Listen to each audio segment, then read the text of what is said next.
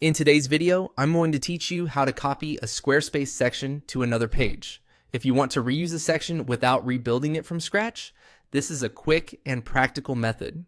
We'll be copying the contents of one section, moving to a different page, creating a blank section, and then pasting everything in. This is especially helpful when you want to keep the same design, layout, or content style across multiple pages. To get started, open the page that already contains the section you want to reuse and click directly on that section. Make sure you're focused on the correct area before moving on, because the next step will select all the blocks inside it. Once the section is active, press Ctrl and A on your keyboard.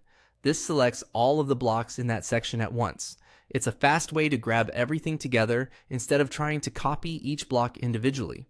If you notice that not everything is selected, just click back into the section and try again, so you're sure the full section content is highlighted.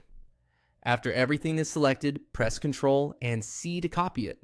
At this point, the content is now copied to your clipboard and ready to be placed on another page. This saves a lot of time, especially if the section includes multiple text areas, images, buttons, or other content blocks.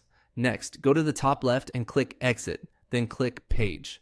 This takes you out of the current editing view so you can navigate to the page where you want the copied section to appear. From there, select the destination page and click Edit. This opens that page in editing mode so you can add a new section and place your copied content exactly where you want it. Now click Add Section and then choose Add Blank. Using a blank section gives you a clean area to paste your copied blocks into. This is important because it helps preserve the layout more cleanly than trying to paste into an existing pre-built section. Finally, paste the copied blocks into the new blank section. Once pasted, you should see the content appear inside that section on the new page. If needed, you can make small adjustments afterward to spacing or alignment, but in most cases, this gives you a quick duplicate of the original section without having to recreate it manually. That's it. This is one of the easiest ways to copy a Squarespace section to another page and speed up your editing workflow.